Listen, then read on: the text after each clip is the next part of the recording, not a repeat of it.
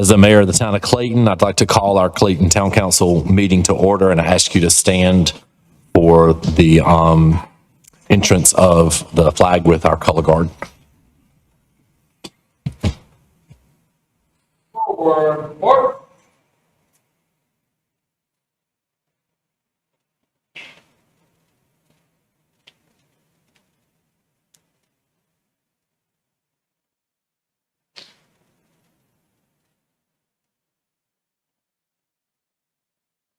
Post.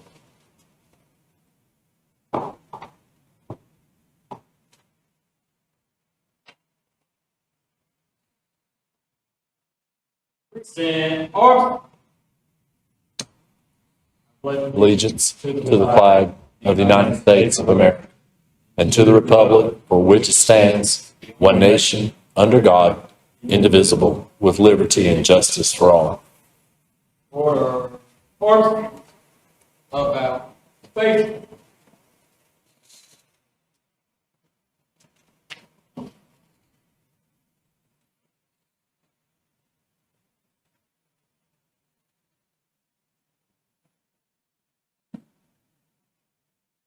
Let us pray. Most gracious and heavenly Father, we stop to thank you for the many blessings of this day, Lord, and we ask now that you be with us as we proceed with the business for the town of Clayton. For it's in your great name we pray. Amen.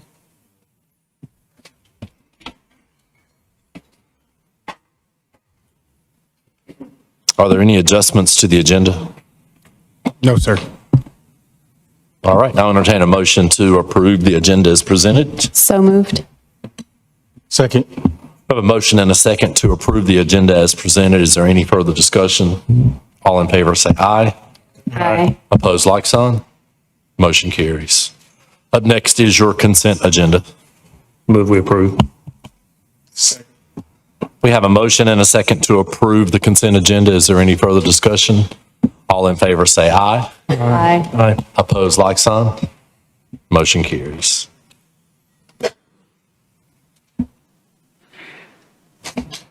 Up next under administrative items will be the Hoke Ellington Memorial Library fine free. Hello, Mayor, Council, and staff. I'm Joy Garrettson, Library Director at the Hoke Ellington Memorial Library, and I'm joined tonight by a couple of my board members, the staff member most in charge of doing fines, and some community supporters.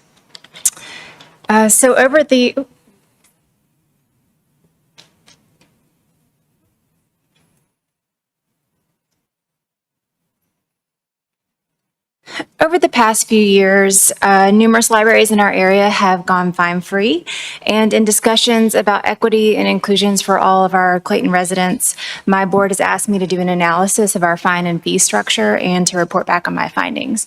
So I did that, and when I did report to the board, they voted for me to bring this information to you and to request that the library discontinue the practice of charging overdue fines for late books. I'm going to give you some context and review the facts and figures that I presented to my board, and then I'll end with the timeline for implementation. So we'll start with our mission, vision, and values. The Hoke Ellington Memorial Library is a welcoming space for building community and connecting people to ideas and resources. And our vision and values have not changed since 2015, and I wanted to draw special attention to the second value on the list, which is our commitment to inclusiveness that embraces defending the rights of all individuals to use the library's resources and services. So if you look on this map, you'll see the North Carolina libraries that had gone fine-free as of May 2023. That number is always being updated, but you'll note that a number of our county systems have gone fine-free, including Johnston County and Wake County, and 8 of the 13 municipal libraries in the state have gone fine-free. Research and anecdotal evidence show that fine-free libraries may experience some slower return times in their goods, but they ultimately get more books back and have better patron interactions. So that shows fiscal responsibility because our biggest loss would be the books that we don't get returned. And it also shows respect for the community and for the staff that has to deal with those late fines. So I just want to make a clear notice that there is a difference between an overdue fine, which is when you keep your materials too long and you turn them in, you have to pay for however many days you kept them out over their due date. There's a difference between that and a fee for a lost or a damaged item, which is something that's not returned or that is damaged and we cannot use it any longer. So we are not asking to do away with the fees for lost and damaged items. We will continue to bill for those. We will also continue sending out overdue notices via text and email. That will not change. We do want to get our stuff back. We don't want you to take it out forever. It's still a law that you can't steal library materials. So we want to get our stuff back. So we'll continue sending those notices. We will also continue billing for overdue technology items because we are paying monthly bills for cellular data and filtering for those items. So we want to get those back in a timely manner. Just a note, with our technology items, when they're out past their due date, we do turn off their data plan so that they cannot continue to use it, though we are still paying for it. And like I said earlier, we'll continue billing for lost and damaged items. You see over there our list of fines and limits for overdue materials. And just a note, so one book gets 25 cents per day in overdue fines. So if I was to check out 20 books and kept them all out for 20 days past their overdue fines, when I turned those 20 books in, I would owe the library $100. Many people cannot pay that. So I wanted to show you a little bit about our fines and fees. I'm sorry, I didn't mention this. In our circulation policy, we do send a reminder of items due 2 days before they're due. We send the overdue notice at 2 weeks past due, and we send a bill for replacement at 4 weeks. Our collections starts 2 weeks after that. So if people have over $50 in items out from the library and they haven't responded within the timetable that I just mentioned that's in our circulation policy, we do send them to collections through our customer service department. Also, our borrowing privileges are suspended at 2 weeks overdue. So if you look at our fines and fees collected, when we came before council a little over a year ago and asked to do away with the out-of-town fee, one concern was that we needed to make sure that we were going after donations, making sure that we're still trying to get grants, get funding from outside sources. And so I didn't include grant income on the next two slides, but I do have a breakdown of the fines and fees collected over the past couple of years. So in our previous year, we had a total intake of about $21,000, and you'll see that our overdue fines were under $3,000. We brought in about $1,000 for lost books, $3,000 for copies, and $6,700 for non-resident cards. Our donations were at about $7,300. If you look at this year, so this is to date, we haven't finished out the year, we brought in over $5,000 more of donations. We've also increased our copy revenue by $1,800. So many people were happy they didn't have to pay that out-of-town fee to use our computers. They're really using them. They're making lots of copies. Our overdue fines are sitting at about $3,200. I did want to mention that between fiscal year 20 and 23, our fine revenue has stayed under $3,500. Prior to that, we have our fine revenue and our overdue books were all combined, so we don't have a breakdown of that, but it's generally a 75% to 25% breakdown. So our overdue fines would be 75% of what we brought in, and lost books would be 25%. Using those numbers, the highest that we've ever gotten in revenue since 2015 for overdue fines is about $4,700. So I wanted to show you a heat map of the people in our system that have over $25 of fines due. You'll notice that there's a really bright circle, and that is the downtown and 70 corridor. Research shows that overdue fines disproportionately affect our lower income patrons, and this map shows that that is true. If you were to look at a closer street by street view of this, you would see that a majority of our fines are going to be north of Main Street, just south of 70, Business 70. Then we have a number over by Riverwood, and then we have a few over by 42 East. I know there was some concern that doing away with fines would disproportionately benefit people who live outside of our town limits, but that's just not the case. It's really something that will affect people who are in the town of Clayton.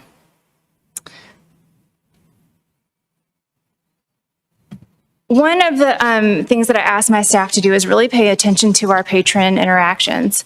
And overwhelmingly, patrons feel guilt, embarrassment, anger, sorrow, and anxiety regarding library fines.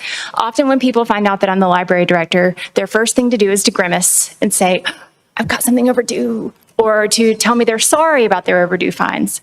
And I have to tell you, I don't know who has stuff overdue. I'm not going through the computer and looking for people who have overdue fines, but there's a strong feeling of guilt when they find out that I'm the library director. And that's not really what we want when we are talking about our town services. So I'm just going to read the big chunk in red. And this is representative of a lot of interactions that we have in the library. It's not a specific one because we didn't want to embarrass anybody, but I've seen this happen more times than I could count.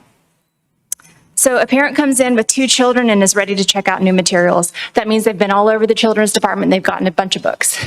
And they can't check out because they have fines of more than $25. The family previously borrowed about 20 books. If they were to keep those 20 books out 7 days longer than they were allowed to have them out, they would owe $30 in fines, even though all of their items had been returned. The parent can't afford to pay down the fines, their spouse was recently laid off, and they're struggling to pay bills. The parent tearfully tries to explain their situation to a staff member while the children look on, not understanding why they can't get books that day. The parent also worries that they won't be able to attend library programs now that they owe a fine. Our programs are always free, but people worry about this when they have overdue fines. This kind of situation puts the child in the middle, keeps them from being able to get books. This is a family that couldn't just go to Amazon and check out the books. Maybe they had a car problem. Who knows what happened, but for whatever reason, they brought the books back and now they owe us more money than they expected to owe us. So this is a pretty common experience that we have at the library. And I also want to mention that we do offer amnesty once a year through our food drive, but the program isn't really great for people who have financial hardships because they have to go buy food to put in to get their fines reduced. So it's a barrier that really primarily affects patrons in low-income situations. Really quickly, I just wanted to mention a quote that came out of some of the research that I looked at. And it said that overdue fines don't turn irresponsible patrons into responsible ones. They only distinguish between patrons who can afford to pay for the common mistake of late returns and those who cannot. So why do we charge fines? We've been doing it forever. Why do we do it? The 2 big reasons are typically that they're a measure of accountability, so they're put in place to make sure that items are returned to the library. But if you looked at the information that I sent you with the council packet, you'll see that we still have lots of fines and fees on our accounts. And that is not for lack of trying to get items in. It's not for lack of sending people bills, sending them to collections. We still have unpaid fines on our accounts. So it doesn't necessarily equate to returning materials, and it punishes people who do turn those materials in. Another reason that that public libraries charge fines is often to be a source of revenue. So they might use money from the fines to supplement their operating budget. But for example, in fiscal year 22, we brought in about $2,800 in overdue fines. But we estimate that it costs the library nearly $4,700 a year to collect those fines.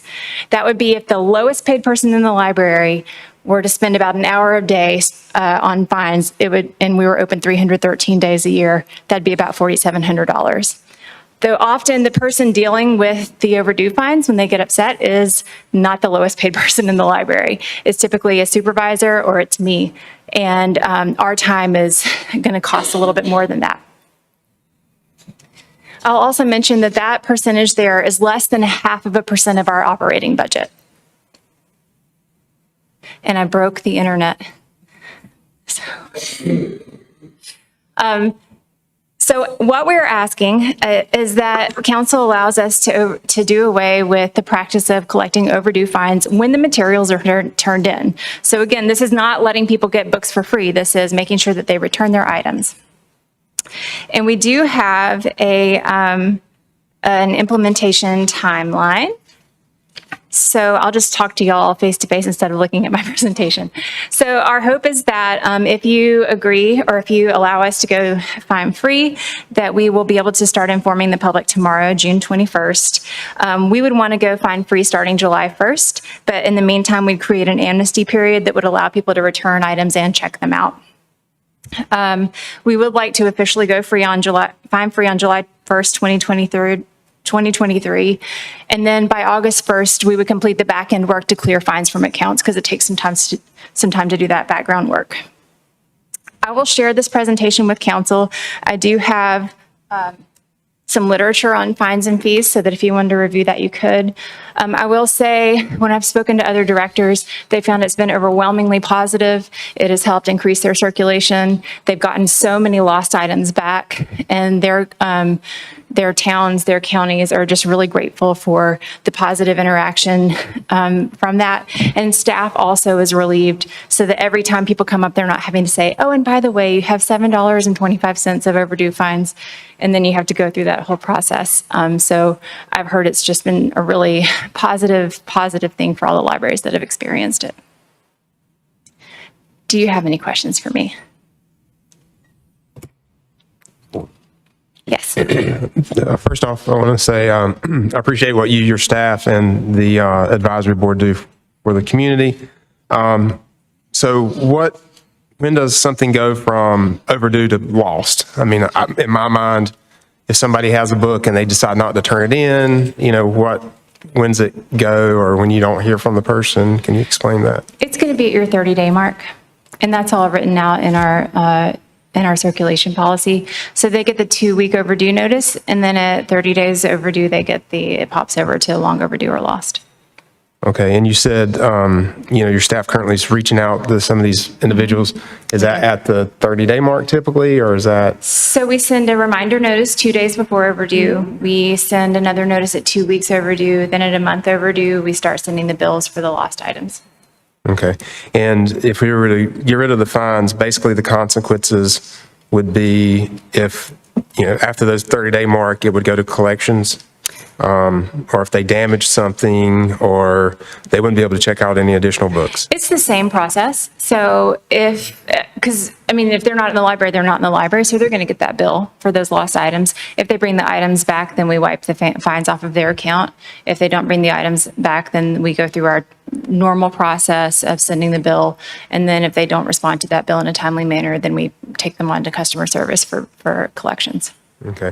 Now, do we do the collections internally, or do we have, we do? I would have to ask Ann exactly what that process is, but I send it to them and they send it through our collections So we agency. kind of have an idea what the success rate when it goes to collections percentage actually. I don't have those figures, but I can do my best to find them. So there's a bit of when people pay those amounts, I don't always get the notification because at that point it goes at the town level. So I'm not accepting those payments at that point. They're paying them through customer service. And I don't have a specific number for you. That's fine. I have no more questions. Thank you. Yeah. Anyone else? My question is, what historically has the library done with the funds generated? So they go into the general fund. We just accept them through our cash register and they go to the general fund. So it's not anything above and beyond what we would normally do. It's not like a grant that we can buy a new thing with them. They just go into our general fund and fund the different items that we've requested in the budget. So just because we take in funds doesn't mean the library has the use of those funds. It just goes into the general fund for the town of Clayton. Yeah, so every year I guesstimate how much we'll be getting in our overdue fines. So I could say this year we think based on previous trends, we'll take in $3,500. And so that's just written on my revenue side, although it's not technically a revenue, but we bring it in and then we just spend as we had planned through our budget request. And are we spending an hour every day on this? So when you think about, if we get about 170, 180 patrons a day, every time somebody checks out, and there are often overdue fines, the staff member at the desk is going to say, oh, by the way, you have about 50 cents in overdue fines. I do. What book was that for? So then we had to go and look at what book it was for. Oh, I didn't realize I had that. Hang on, let me run out to the car and get some cash for you.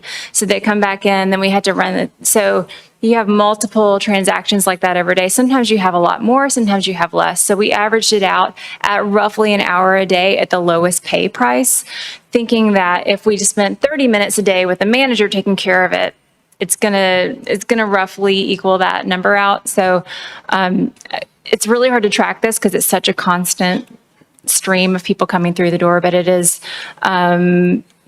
every time you're at the circulation desk, you are letting people know about fines, you're taking payment for those fines, you're being friendly about how they work, you're dealing with parents who maybe don't speak English, their child's got to translate for them and talk to them about their fines. So we feel like it was a pretty fair number. So then help me understand where's the level of accountability and responsibility from the patron with all of this? So like, I think what I'm trying to ask is like, what are the consequences? Because if the fine is the only consequence, I need to know that. But what are the consequences if we just say no fines, and then how do we keep people accountable to make sure we're getting our stuff back? So as it stands now, when people have things out past the due date, they get that bill and they either bring the books back or they don't. If they don't, and it's over $50 worth of lost fines, they're going to be sent to collections no matter what. If a patron has books overdue, like that mom that I mentioned earlier, say they have $30 worth of fines and they can't pay it, they simply never come back. So we don't get the payment. We got our books back, but we've lost a family who needs our services. If they're low income and they don't have access to books in the home, they really need our services or they need internet. So on our side, it really looks like we're just continuing to send those notices. We're continuing to bill for the lost items. We're hoping to get items back, but we're not losing patrons, and we are quote unquote losing the negative interactions that we're having with those patrons as they come in. So their consequences are the same. They can't, if they've got books that are out 2 weeks past the due date, they can't check out books anyway. So we're already putting those consequences in place, the natural consequences of not being able to check out books, being sent to bill. And if they get their books back to us, then they can continue to check out. If not, then they can't use our services. Okay. Did that answer? Yeah. I'm just wondering, what are the consequences if I don't play? At what point do I lose my privilege as a patron? I think that's what I'm trying to get to. When you don't bring your books back after 2 weeks, long past their due date. And that's the same for everyone. So, and is that like for a year or 6 months or forever? Or? If you have items lost on your account and you haven't paid for them or rectified that situation, then you can't check out books. I got you. So, so it's really... you kind of forfeit your privilege. Yeah. I got you. Yeah. Okay. And for us, our real concern is that we have families in town who maybe their transportation situation is not great. And so they can't come to the library and get them to us when they need to get them to us, right? And then they have to pay and they can't pay. And to me, my goal is not to teach that person how to get to the library, excuse me, on the right day. My goal is to get them the books. So, I think there are a lot of people who feel like people are getting something for nothing. But the real situation is that when people have these overdue fines on their accounts, they just don't come back to the library, so everybody loses. And we know that we have an education crisis in our country right now. We have so many kids who are dealing with the backlog of stuff from COVID-19, from all kinds of external sources. And for us, Clayton's going to benefit if people can get back in and get those books and get those materials and get that social interaction. People won't come to programs because they're nervous about, I'm not supposed to go have overdue fines. You need to be in the library getting these great programs, getting your children reading 4 to 6 books a summer so that they are not falling behind when we get back ahead. So it really benefits the entire community. Are we tracking the number of families that we lose or patrons that we lose under those circumstances? So I have a list of accounts, and I believe we have oh goodness, I wrote it on my other notes, but we do have we can track the number of patrons who have fines over $25 who have been inactive. So looking at the past, just from 2018 to 2020, we had about 250 patrons who didn't pay their overdue fines and never came back.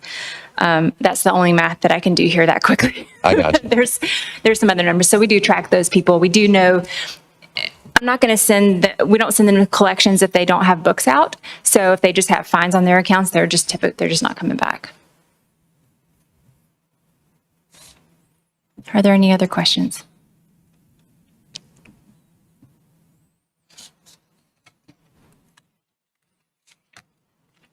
All right. Would the council like to take this under advisement, or do you want to take some action, or do you need time to process? What's the wishes of the council? Mr. Thompson? I'm prepared to act. I think the directors provided a good presentation. We've been anticipating this, through her education to us over time, and I think we're prepared to take the next step, and especially when, our director is abreast of the trends in libraries and best practices regionally and nationally and brings us that information. I have enough information. I'm prepared to make a motion.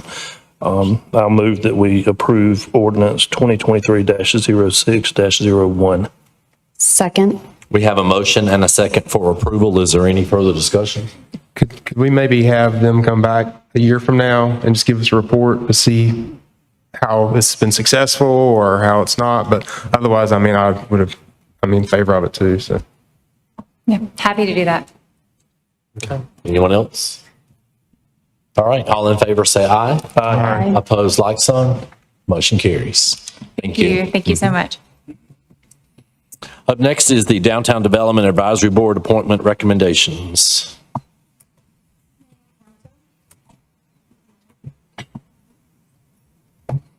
Downtown Development Advisory Board currently has 7 vacancies. This item was brought to council at the work session June 5th for discussion. Applications were received and interviews were held.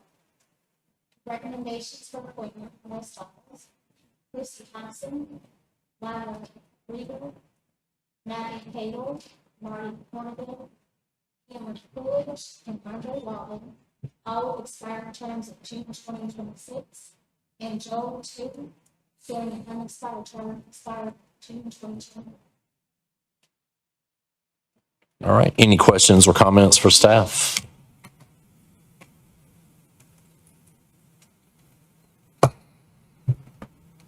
If not, I'll entertain a motion. I'll make a motion. We approve those nominations. Second. We have a motion and a second for approval of those recommended appointments. Is there any further discussion? All in favor, say aye. Aye. Opposed, like sign. Motion carries. Up next is the National Park and Recreation Month proclamation. So I see we got a good crowd of park and recreation folks in the house tonight. Thank y'all for joining us. I'm going to ask you to come stand up front at the podium if you would, and allow me to read the proclamation on behalf of the Clayton Town Council. And then if you'll just join us in a photograph, a group shot, that would be appreciated.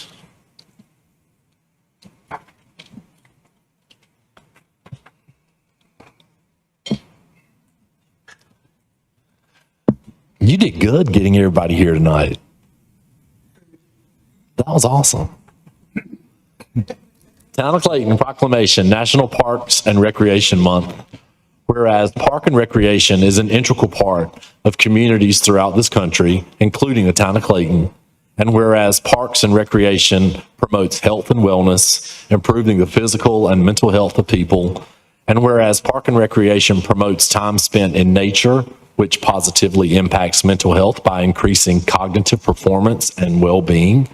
And whereas park and recreation encourages physical activities by providing space for sports, hiking trails, and many other activities designated to promote active lifestyles.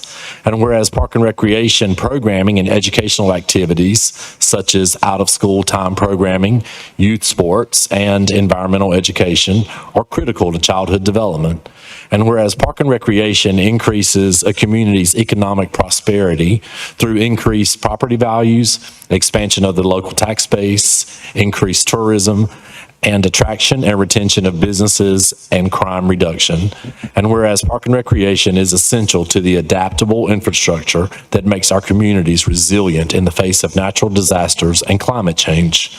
Whereas our parks and natural recreation areas ensure the ecological beauty of our community and provide a place for children and adults to connect with nature and recreate outdoors. Whereas the United States House of Representatives has designated July as Parks and Recreation Month, and now therefore, on behalf of Clayton Town Council, I, Mayor McLeod, hereby recognize the benefits derived from parks and recreation resources and proclaim July Parks and Recreation Month, proclaimed this 20th day of June, 2023. On behalf of the town of Clayton, we want to thank y'all for all the good work that you do in the Clayton Park and Recreation Department. We get so many kudos on the tremendous work that you provide to our community, and we are here to support you and fund you to the best of our abilities. We thank you. Give them a round.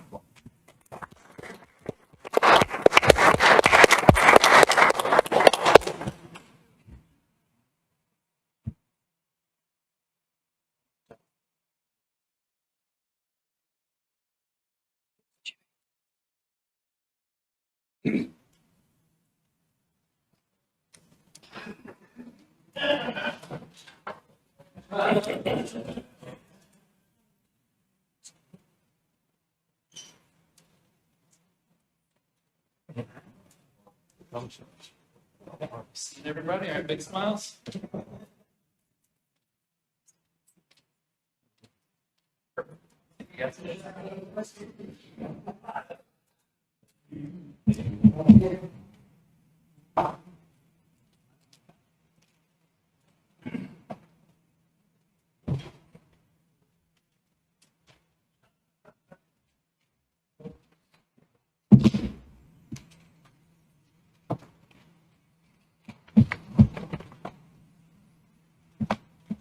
Up next on the agenda is a public hearing. It's a quasi-judicial hearing, and I'll turn it over to the attorney for a briefing on the quasi-judicial process. Mayor and council, this is an evidentiary hearing. The scope on this one tonight is a little different than what you're typically used to. This is not an initial hearing, but a request to amend a previously issued conditional use permit. The same procedural rules will apply. Witnesses are sworn, evidence is taken under oath. Certain evidence requires a level of competence by experts rather than lay witnesses. So the process is the same, but the scope of the decision is narrower than usual. All right, thank you, sir. So this has been listed as a public hearing, and now we'll begin the quasi-judicial hearing, and we will turn it over to staff. I believe the clerk needs to swear witnesses in. Oh, yes. Okay. Anyone wishing to offer testimony, please stand and raise your right hand. Do you solemnly affirm that the testimony you are about to give is true to the best of your knowledge and belief? Thank you. Good evening. So as our attorney mentioned, this is a special use permit modification. The revision is requested to revise architectural elevations for Champion East special use permit located on the southeast corner of Champion and Amos Streets. This permit originally came to you back in late 2021, early 2022. And when it came through the first time, these were the proposed architectural elevations that were shown. These were approved by the town council, and there's a condition on the original SUP for Champion East requiring that these are the elevations be used. The applicant has come back and has requested to use the elevations that you now see on your screen, which are more of a traditional townhome elevation matching a lot of the existing or new townhomes that are constructed out in that area. So considerations for the council tonight, the council shall make final decisions regarding special use permits. Special use permits shall address specific findings of fact. The burden of producing competent and material evidence showing these findings of fact are met is on the applicant. All findings must be met for a special use permit to be approved. And the town council shall consider the recommendations in this staff report and may approve the SUP with the proposed conditions, add or remove conditions with agreement of the applicant, or deny the application upon finding that one or more of the findings of fact are not met, or may send the application back to the technical review committee for additional consideration. The findings of fact for this one, the first finding is that the application will not materially endanger the public health or safety if located where proposed and developed according to the plans as submitted and approved. As you can see, the applicant's response, this proposal remains consistent with the approved special use permit. Staff believes that the change in architectural elevation should not endanger the public health or safety. The second finding is that the application meets all required specifications, conforms to the standards and practices of sound land use planning and the town code of ordinances and other applicable regulations. Staff believes the revised architectural elevations are in compliance with the town code of ordinances and other applicable regulations. Third findings that the application will not substantially injure the value of adjoining or abutting property and will not be detrimental to the use or development of adjacent properties or other neighborhood uses. Staff believes the revised architectural elevations should not be detrimental to the use or development of adjacent properties or other neighborhood uses and are generally consistent with other development in the area. And then final findings that the application will not adversely affect the adopted plans and policies of the town or violate the character of existing standards for development and of the adjacent properties. Staff believes the change in architectural elevations does not affect the density of the proposed development, and the revised architectural elevations are generally consistent with the appearance of other development in the area. Staff is recommending approval of this special use permit modification with the following 6 conditions. The first 5 conditions are the same conditions that were on the original SUP.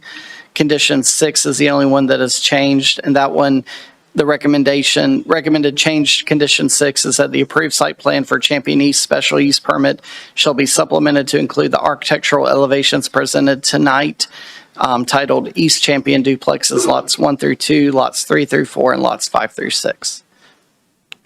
I'm happy to answer any questions council may have. The applicant is also here to present tonight. Sorry, any questions for staff? All right, if not, we'll hear from the applicant.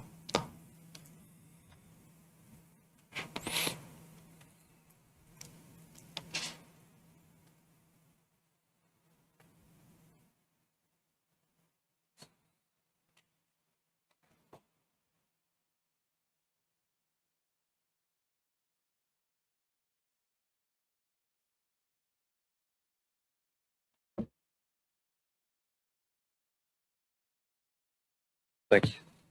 I'm Andrew Hodge with Adams and Hodge Engineering, 314 East Main Street. I'm a professional engineer. I've been doing this business for 20 plus years here in Johnston County. And as being said that we're here just solely to substitute the elevations in your package with the ones that were approved earlier. And the reason being is the conditions have changed. The existing conditions have changed out there. The developer of Champion East is the same developer as Champion West, and Champion West is being built now. We have houses up, and some of you may have seen those, townhomes. You may have seen those, and this elevation matches those. So it feels like it fits the community better. There are newly constructed single-family homes just south of this project, and we feel like it would fit in better there too. And I got some slides or pictures I'd like to show.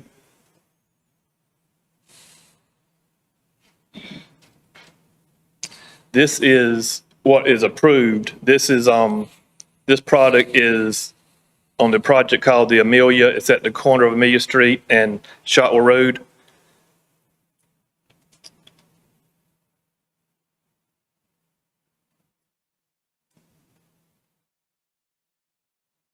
Excuse me, I'm not used to working this.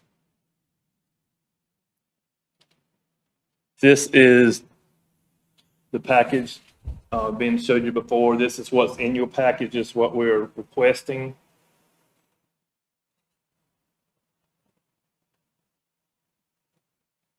This is a shot of the product at Champion West. This is what we're proposing for Champion East. This is a front and side view.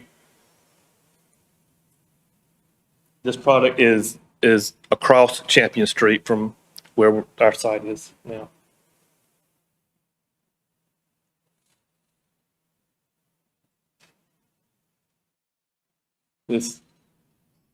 That's a front view.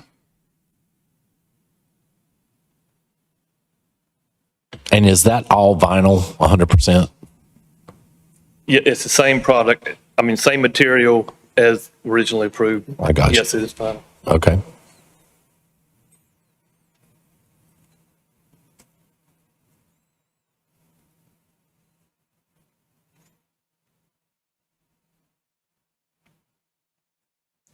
I have a rear view.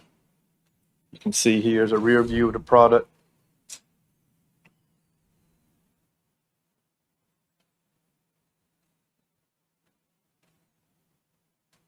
And here is the new homes. The empty field you see is where Champion East is proposed. And those are the newly constructed homes just south of our site.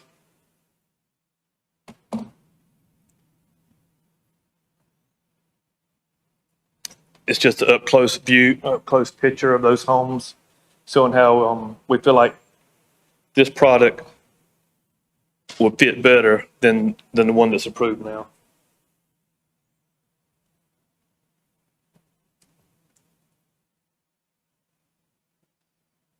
And this is on the site, looking across Champion Street at existing homes.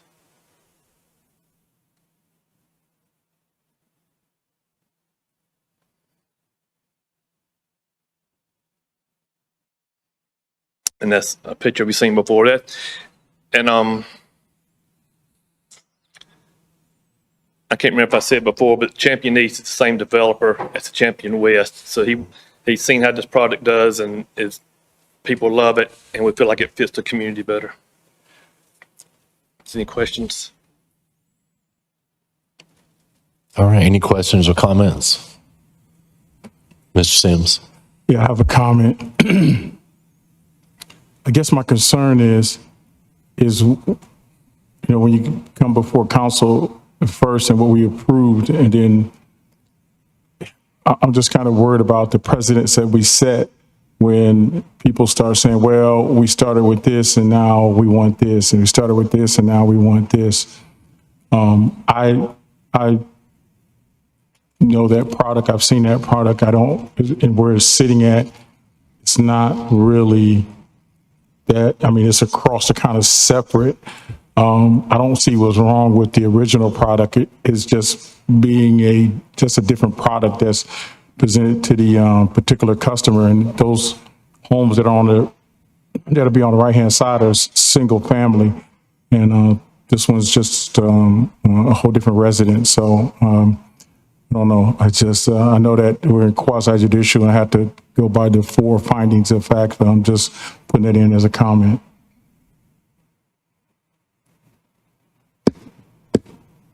All right. Thank you, sir. Anyone else? Any other questions for the applicant? All right. Thank you, sir. No one wishing to speak against it, I will turn it over to town council for deliberation. Questions or comments?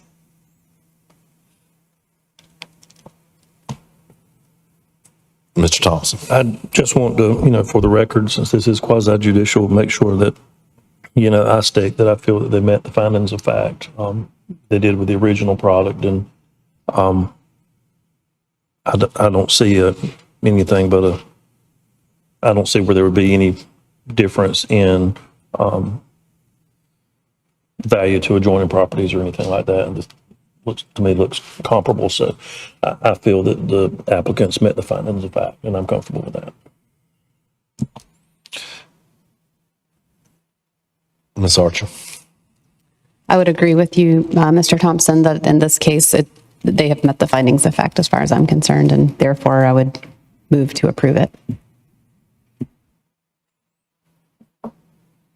I think my, question that's what's going on in my mind is that we have, over the last several meetings, been extremely specific and vocal about what the exterior of development like this needs to look like moving forward. And we have, worked with developers to provide that certain percentage of masonry or that certain percentage of hardy plank in addition to what is allowed by code with the vinyl, that kind of thing. And I don't, and I turn to the attorney because I don't know, but, we've been having a lot of discussion about what, with other developers and what the expectation was for approval. And now, for me, we're being asked to modify a facade, and we're not, asking for the same type of consideration when it comes to a certain percentage of it being masonry, a certain percent of it, or whatever. We've had different elements. So I don't know if that, I'm not saying it's an issue. I'm just saying I want us to be careful because for me, we have given the last several developers coming through with plans such as this so much about what the outside exterior facade, the elements that create that composition of the facade need to be like. And I think just an observation that if this application came to you fresh today, it might be a different result, similar to your recent applications that you've reviewed and approved. In this case, there's already an existing permit. And I think the question is whether you think this is an improvement over what you approved initially or not. That's where I'm at with it. I think if we had it to do over again, this sitting council would ask for perhaps some different materials. But from my standpoint, if we're sitting as a court right now, they already have an existing permit for the previously shown product. And looking at this looks much better. Mm-hmm. And so I think the applicants met their burden. They've brought us what they need to do. And, our decision has to be, or are we happy with what it was because they've already got a permit on that? Or do we want to approve this and have an improved product? And I feel like that our action tonight, if we approve this, would give an improved product. Yeah, and I guess, and the mayor kind of alluded to it, it's kind of saying that I'm just wondering what precedents are we setting, because my fear is when we, as he just said, when we grind somebody out, and then now they're going to come back and let's just be honest, how do we don't know it's because of cost, whatever? Well, that's not our concern. Our concern is the quality of what's going into Clayton at the time. So that's just my fear and what, precedents are we setting? Mr. Case. I have a question for staff. Ben, does this meet the current townhome design criteria?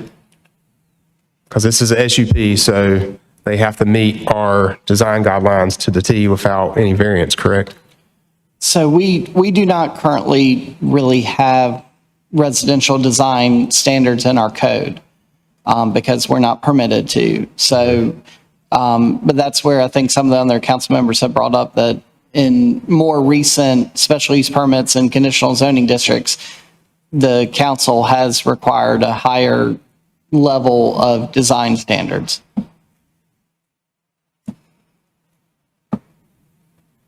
I'd want to kind of add what everybody else is saying. I think this is also key why it's important that we're doing this UDO rewrite. And that's part of the key why we got rid of this SUP process, because it sucks. And that's all I got to say. That's enough. Ms. Archer.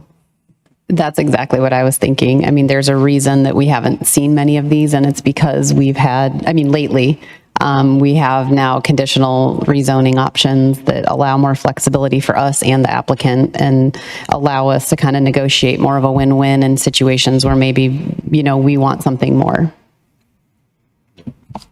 Mr. Thompson. And my last comment would be that in the past, developers may have gone through staff members of past and had things like this approved without coming to us. And I feel, the good out of this tonight is that the process has worked, that the applicant did what they needed to do. Staff brought it to council instead of making a decision right or wrong on it. And so I at least am thankful and confident that the process is working the way it should tonight, and that I'm glad that it's coming before us. Good. For me as an aesthetics freak, I like it a lot better than what was originally presented. I think it is much more in keeping with what's in the community. Not that more of the same is always good, but I think some visual consistency is positive. I do.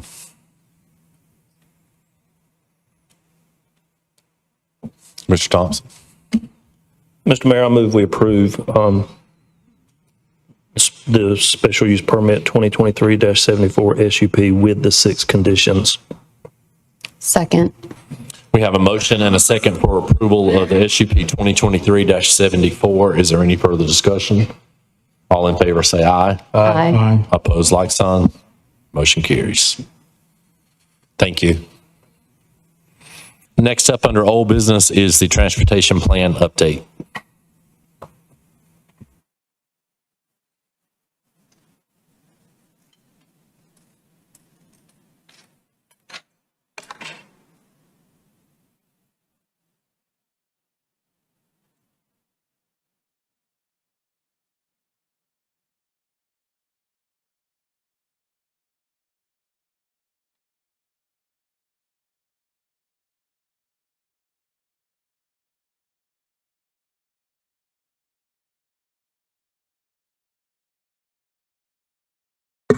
Please bear with me.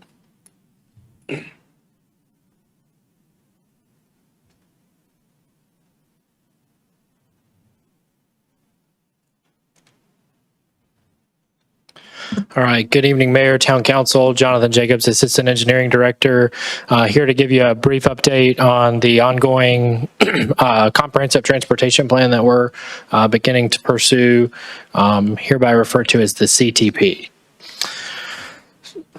So tonight I'm here to present that through an RFQ process, the selection committee has chosen the consultant WSP USA to perform the town's first comprehensive transportation plan. The proposed project timeline is approximately 18 total months, and we're anticipating a kickoff approximately in August of this year to allow us to go through the procurement process and finalize some of the front end things before we really get to the meat of the project. And for reference, the selection committee that was a part of the RFQ proposal review was myself, Ben Howell, the planning director, Nathaniel Shelton, the communication outreach director, and Dolores Scale, our deputy town manager. So at a very high level, what is a CTP and what is the kind of intent of having a CTP? So the CTP will identify the transportation needs for all modes of transportation. That's where the comprehensive piece of the transportation comes from. So that includes motor vehicles, bicycles, pedestrians, transit, and freight, which has been a topic of conversation throughout the years. So the CTP should provide us a vision of what the future network of Clayton is, and that includes expansion of our existing network, but also roadways and new locations. And it'll propose or identify the transportation needs and propose solutions through the horizon year of 2050. So when we adopt or when I bring you a plan for consideration, it will be kind of what the outlook or the vision of Clayton is in the year of 2050. The key for council and the public is that the CTP is not a fiscally constrained document. It is a long-range plan similar to our growth plan, land use plan. There's no commitment of funds, and it's not a land use plan. So it helps guide our other long-range plans. So we have, I think, 7 plans currently under development, including some of the stuff Campo is working on, as well as Johnson County, that are kind of rolled into the future CTP. But it'll help guide the future development of plans as we reach the horizons of the time spans of each plan, depending on the life cycle. And but it'll help guide development by protecting necessary corridors for new roads, and also dedication of right-of-way along frontages and through developments as they come through, as well as ensuring that through a proportion of development-related impact to the network, we're also having development construct a lot of those improvements, as we have discussed in many of our recent work sessions and things like that. And then finally, it will help input the prioritization for the revamped capital improvement plan by identifying the issues and the needs in a more structured way versus with actual data and research versus just dealing with project complaints and identified needs at the staff level and from the community level. The key part of the transportation plan will be the identification of a stakeholder steering committee. I talked briefly with council about that at our work session. So at a high level, that'll include key town staff, key members of the Clayton community, and stakeholders identified by both staff and council, some advisory board designees, representation from our surrounding municipalities, close collaboration with DOT and Campo, our planning organization, as well as Johnson County, who is also going through a transportation plan update countywide. And I've already started communication with the planning department at the county so that we can both kind of hit the ground running and have the same interaction and on both ends, both town staff involved in the county process and vice versa. But we're about 2 to 3 months ahead of their schedule, as they've just identified and received approval from their commissioners on moving forward with their consultant.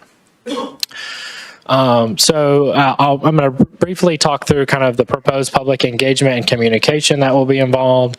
There's been a lot of communication and interaction from council about how public engagement and communication has been in some of our other recent planning efforts with all the ongoing things that we have going on. So we've taken a lot of that feedback into account and tried to tailor a pretty unique public engagement plan to try to conquer some of that feedback from both the council and the public. So the consultant, within 45 days of our notice to proceed, will provide a comprehensive public engagement plan to staff to review. Staff will work with the consultant to finalize that, and then it will be presented to council for final input. The project will have unique project branding to allow it to stand out, get the community involved and excited about this. And then, as with our other plans, there'll be a dedicated project website to provide up-to-date information related to that project. Public engagement will be split into 2 major phases. Phase 1 will really be the gathering phase, the input of data, but also education to the public of what is a transportation plan, why your feedback is important, and what are the goals that it will accomplish, and collection of that feedback to determine the priorities of the plans and the final recommendations that we will make to council. And then phase 2 will include presentation of those draft recommendations to the public and provide feedback and commentary on the actual recommendations. So as I mentioned, we've tried to tailor a pretty unique public engagement. This is a very high level. We will have a detailed public engagement plan, as I mentioned, but we've currently scoped to have 13 total pop-up events. What is a pop-up event? Instead of having 13 or several formal large meetings in a dedicated space, pop-up events go to the targeted audiences. So these are previously scheduled events where we would set up a table or an event such as at the Harvest Festival, things of that nature, where our patrons and our citizens, visitors are already going to be, instead of requesting or trying to push everybody to come and potentially take additional time out of their day or their schedule to receive comments. And so during that phase 1 phase, we will hold 5 of those, and during phase 2, we'll hold 7. And that's really targeted also to ensure that we're reaching all of the demographics of Clayton, as not everybody has the ability to get in a car and drive to a public space to attend an event. And then we will have one large public meeting during the phase 2, where we will set up an extensive amount of displays and things of that nature, and have multiple staff and consultant team here to answer questions, similar to our past plans. And then additionally, we'll have engagement surveys that will go out, extensive social media outreach, and then some promotional educational videos, again, to make sure that the public is aware and informed of what the process is, because I think that's just as important as receiving their feedback, is making sure they understand the intent of what the long-range plans are. So finally, the other key part of the transportation plan is a combination of a multitude of transportation plans that we have put together over the years, some more recently than others. So the final comprehensive transportation plan will include the comprehensive bike plan, the recently adopted PED plan recommendations, the previous and upcoming Johnson County Transportation Plan, the ADA Transition Plan, as well as the Greenway component of the Parks and Recreation Master Plan, which is also an ongoing update, to include all of those in one place so that we're not having to search through 14 different plans that potentially do not speak in harmony of one another. They were created at different times with different goals and priorities. The intent is not necessarily to overhaul like the pedestrian plan that was just adopted a year ago, but to make sure that plan is in harmony with the proposed recommendations set forth for the transportation plan. So the deliverables that staff will be receiving and providing to council for consideration later on through the process will be that community engagement plan. Then following the community engagement, we will have a full community engagement report, which will summarize all of the feedback and input that we have received from the community. It will identify and map hotspot intersections. So what that means is our targeted intersections, such as Shotwell Road and US 70, that we know are intense, high delay, unsafe necessarily intersections, to identify that there are needs of improvement there, and identify preliminary kind of improvements so that staff can further evaluate those at a higher level. It will provide a collector street network to ensure, as development and we continue to sprawl, that we're not just putting developments with subdivision streets. We have primary collector streets that necessarily don't have driveways directly on them, so that we're moving all of the trips within that subdivision.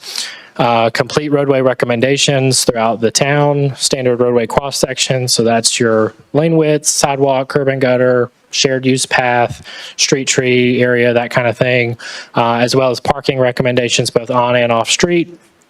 Future transit recommendations. Staff has specifically asked the consultant to evaluate microtransit as we continue to grow and our transit needs increase, as well as the bike and ped recommendations with shared use paths and greenways. And for reference, a shared use path is typically a 10-foot path in place of a sidewalk that allows for both pedestrians and bikes or other modes of transportation to utilize the same space in lieu of an on-street bike path network.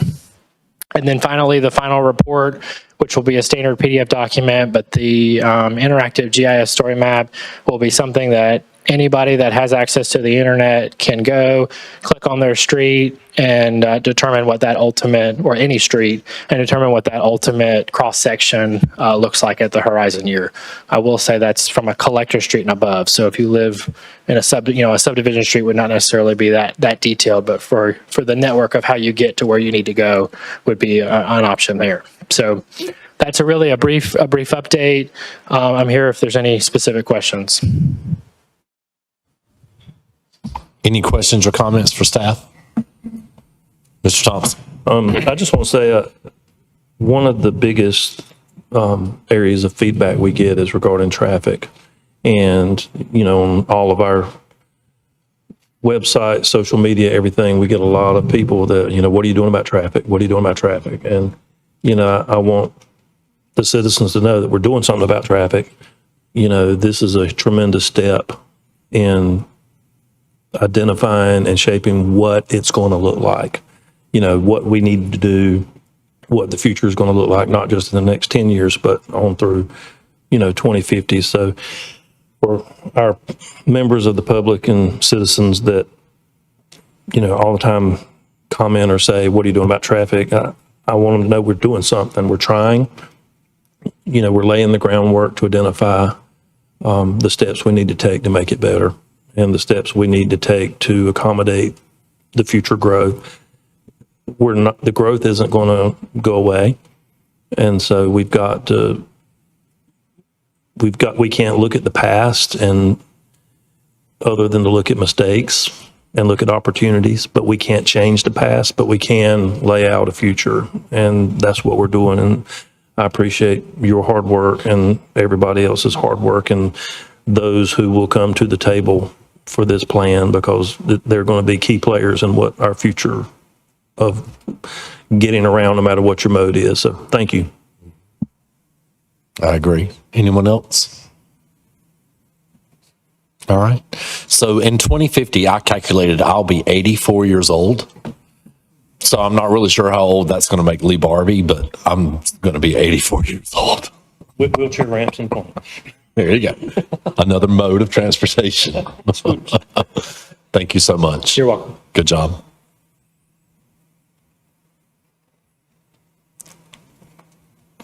All right, up next on the agenda is the budget amendments, capital project budget ordinances.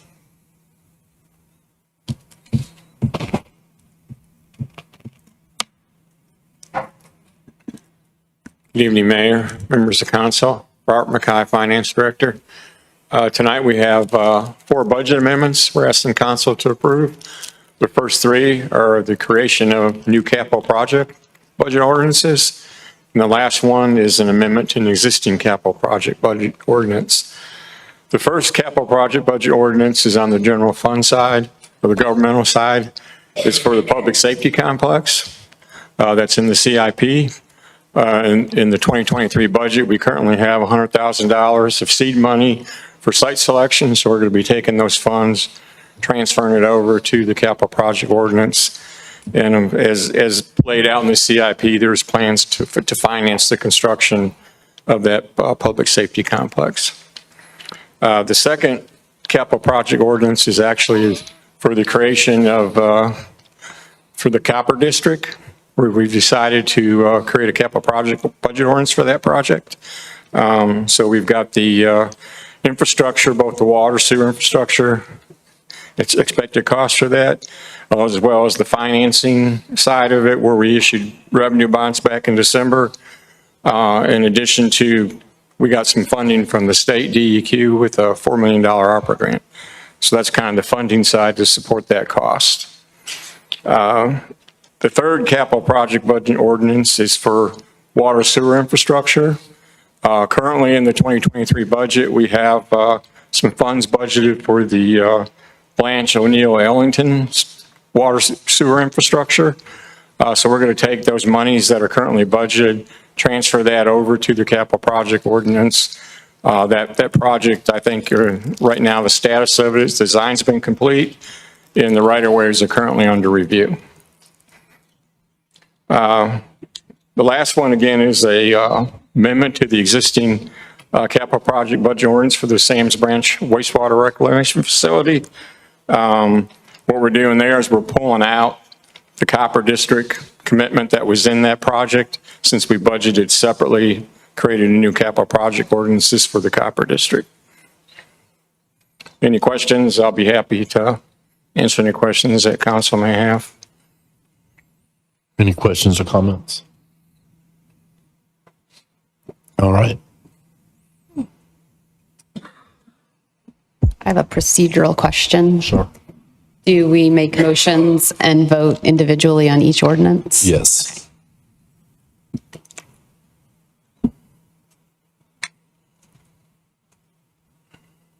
so I'll entertain a motion. Okay. Mr. Mayor, I would like to make a motion to adopt ordinance 2023-06-05. Second. We have a motion and a second for the adoption of ordinance 2023-06-05. Is there any further discussion? All in favor say aye. Aye. Opposed, like sign. Motion carries. Thank you.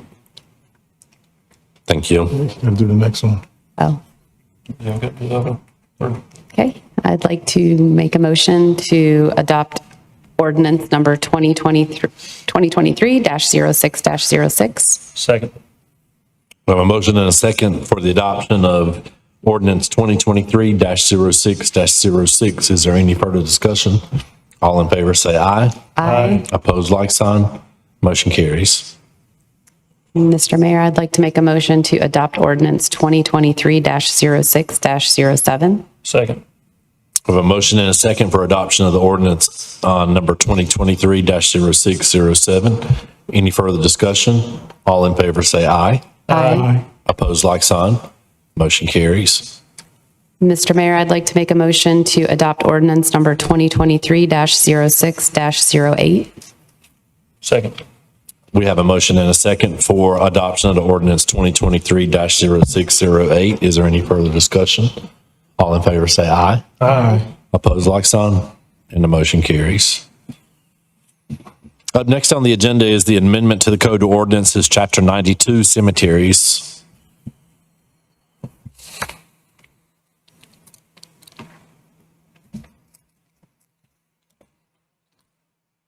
Good evening, Mayor, Council, staff. I'm Justin Pulley. I'm the Property Maintenance Ground Superintendent. I'm here tonight to provide you a few updates with the cemeteries and an amendment to the Code of Ordinances, Chapter 92 for the cemeteries. As you can see posted on the screens there, we've recently done some landscaping updates at the entrance to Maplewood.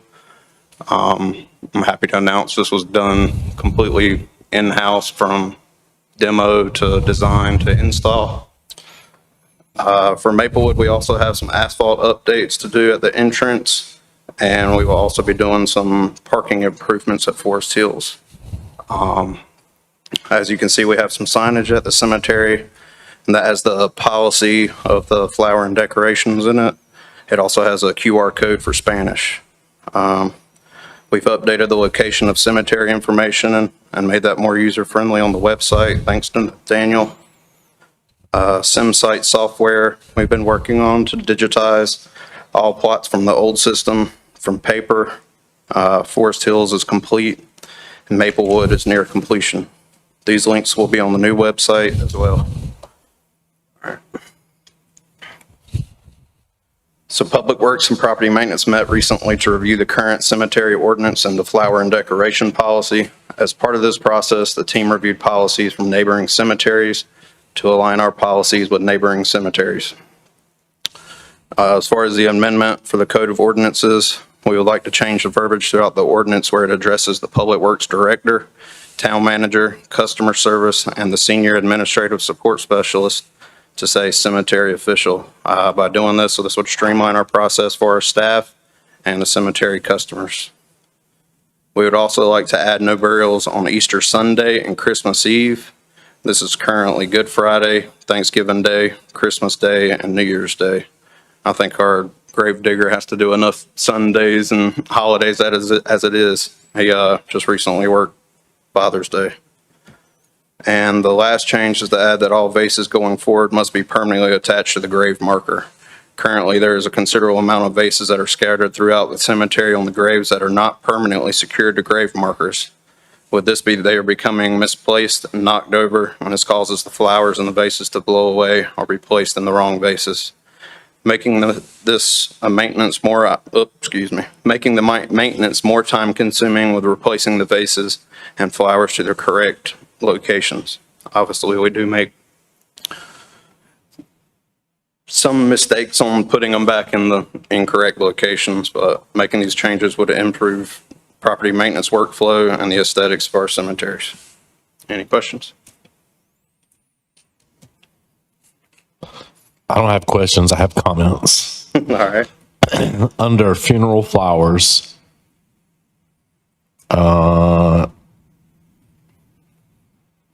will be removed and disposed of by cemetery maintenance employees approximately 1 week after internment. And I would like for us to do away with the word approximately. I want it to either say shall be disposed of no sooner than 1 week prior to, or after internment. I just think approximately means to me as a customer or someone who has buried a loved one there that it could be approximately could be 2 days of 7 or it could be 9 days of 7. And I would like for that to be a little more clearly defined. Okay. I think that's a little ambiguous. Okay, we can do that.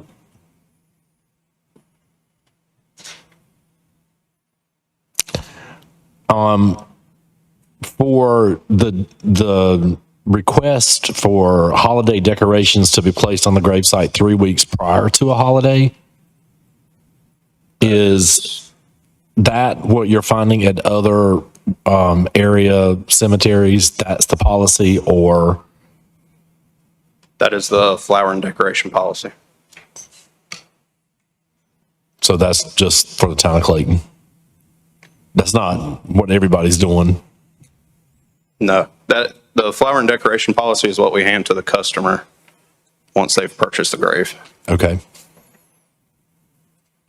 So I Mayor, think, if I could, we did do some research with other cemeteries in the area, and there was some that were less and some that were more as far as the time period. So the proposal we had was to give it an additional week on both sides as a meet in the middle for our proposed policy.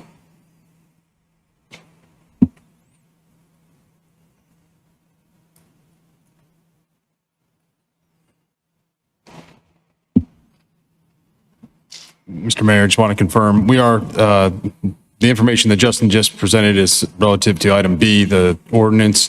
I think some of the questions you have are more related to the policy. If you want to handle both items together, they're both very similar, so I don't think that's a. That one's simple as well. I was gonna say, if you had any presentations related to that. It's just a few little things there. The first for the policy update on the flower and decoration policy is we'd like to change the holiday decoration time from 15 days before and after to 3 weeks. We've had a few complaints about this not being enough time for the families to install or remove the decorations. And we would also like to change the decorating restriction word discouraged to prohibited. Family members are continuing to install night lights, toys, glasses, and ornamental objects on the grave. This is increasing our maintenance time and potentially causing safety concerns. With the glass and all those items being placed on the grave, well, us doing the maintenance there, if we hit them with the weed eater or anything like that, they become shattered, or if we have high winds or anything like that, they tend to blow off and become damaged.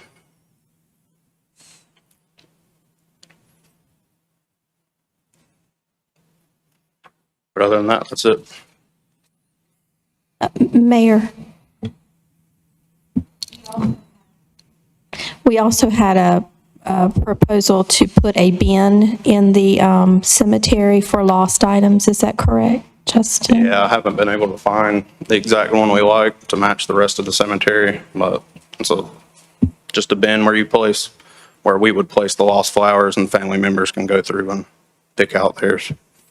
You may or may not have seen them at other cemeteries. Mm-hmm. Every cemetery I deal with has a trash can. It almost looks like a trash can, but it's square on top. It looks a little bit more friendly than a trash can. But I don't know.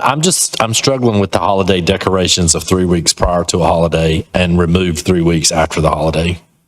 Because Christmas time, some people may choose to put that out there at Thanksgiving, just a little before Thanksgiving, and then a lot of people like to have something out there for the month of January because, it's expensive to do this and, to put your holiday stuff out there and then for it to be bare in January. And then, I don't know.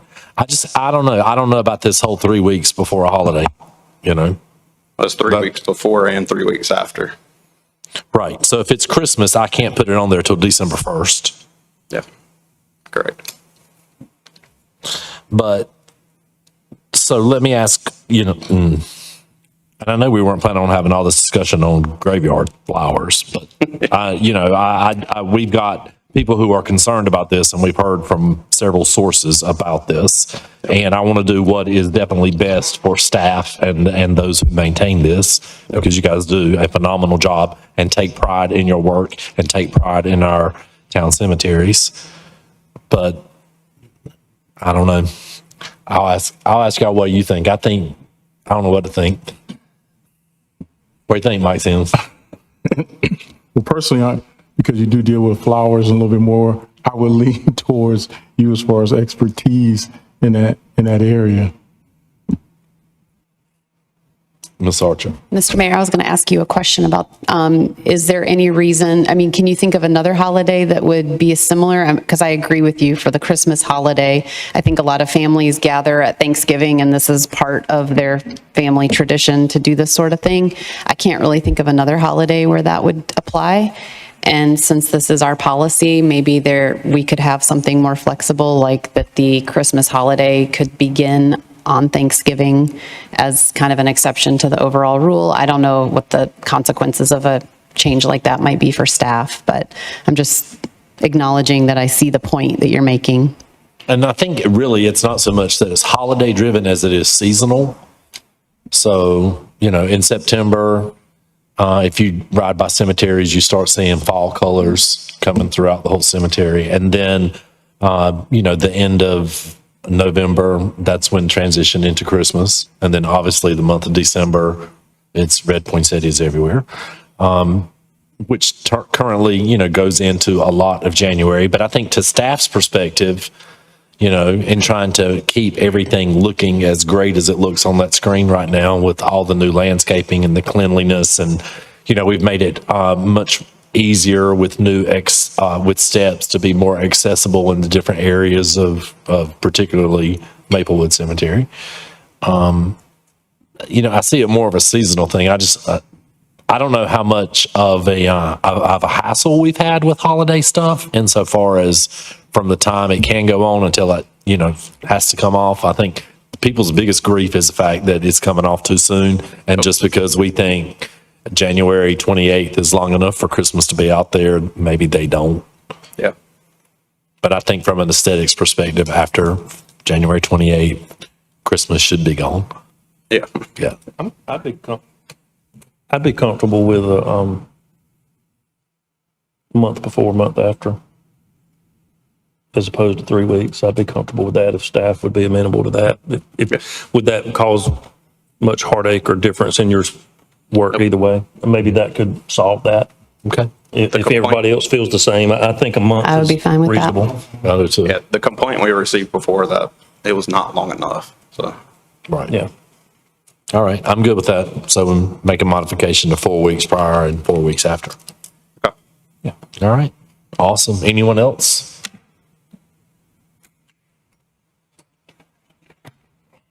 How easy is it for someone to access this policy? The flower and decoration policy, Yeah. that is given to the family members whenever they purchase a grave. Okay. So what about 6 years later? And all those people have died and I'm in charge of the grave and I'm just doing my own thing. It's on the Town of Clayton website under the cemeteries. Okay.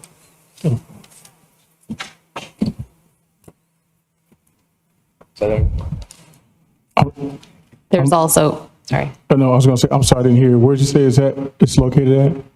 It's signage we have posted at Maplewood Cemetery right now. I'm talking about on the website. It's under the cemeteries. Under cemeteries, okay. Yep. Good to know. I think this is a lot of great information. We get, believe it or not, we get emails about this a lot. And so perhaps we can, once we move past tonight, and I imagine approve these on the will of this council, hopefully communications can work with you and the deputy manager. Y'all can get something out about this so that people know where to look on our website for the policies, because it's like the mayor said, when the people maintaining it now likely are not the ones that purchased it, at some point. So I think work with communications and try to get out something that just says, hey, we've updated our policies. If you'd like to know where they are, please look here. If you want to, whether you want to scan a barcode or go to our website or anything, I think communication is key to getting this out so that because a lot of our questions are really just procedural and could easily be answered by one of you guys anyway. So if you can put that knowledge out on our website, I think it'd be helpful. All right, anyone else? Mr. Mayor, I was just going to confirm, so you got the two different items. We've got the ordinance that would need to be acted upon and then the policy. I did not hear any changes requested on on the ordinance, but on the policy, what I heard was the mayor's recommendation was change approximately 1 week after internment to say no sooner than 1 week. Is that the language that you preferred or you were recommending? How about if it said after 1 week following internment?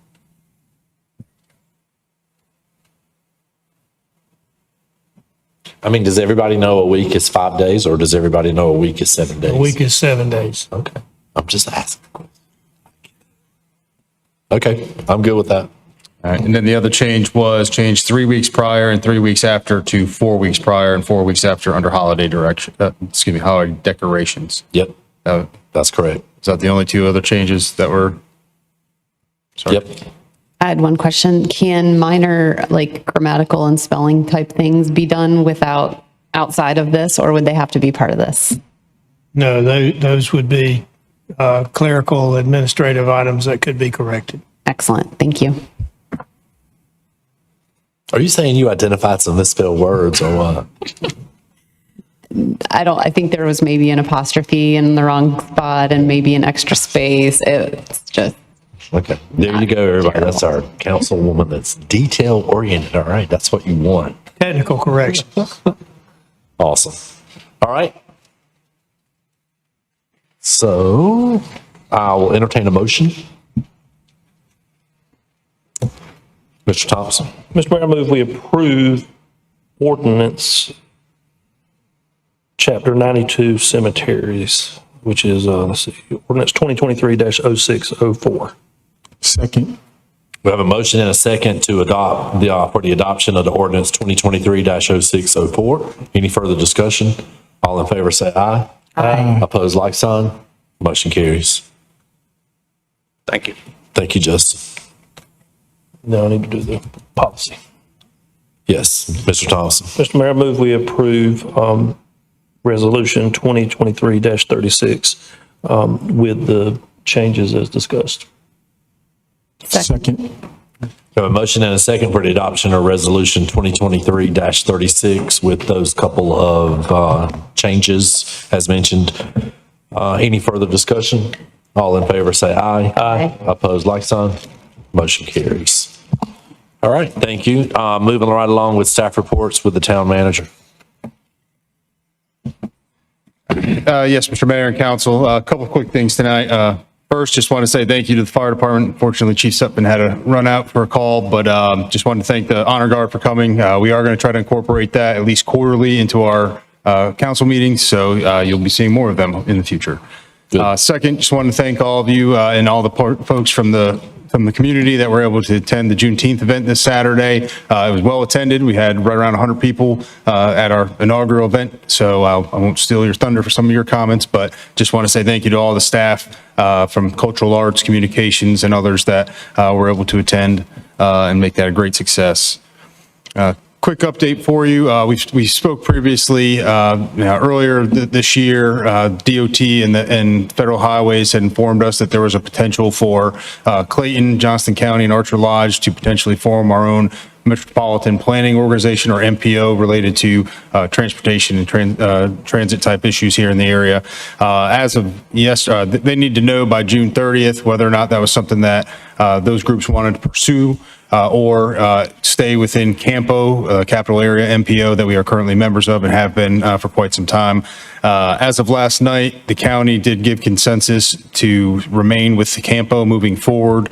In order for us to formulate that MPO, us and the county both would have had to say yes. As we previously discussed, at least from staff's level, our recommendation would have been to remain with Campo either way. So at this point, just wanted to let you guys know that we will be sending them a letter on behalf of the town, let them know that our intent is to remain with Campo as well, and that we will see if the census in 2030 provides any changes at that point. Two other quick updates. July 1st fireworks. Sorry about that. May have dropped for a second. Or Nathaniel was just messing with me. Real quick, July 1st fireworks. Food trucks and kids zone will start at 6 o'clock at Clayton High School. Parking will be somewhat of a challenge. So for those that are looking to stay for the overall event or to watch the fireworks, there's a lot of great places throughout downtown that you'll be able to see them. So don't always have to go just to the fireworks, or excuse me, just to the high school, but those fireworks will start at or around 9 p.m. weather dependent.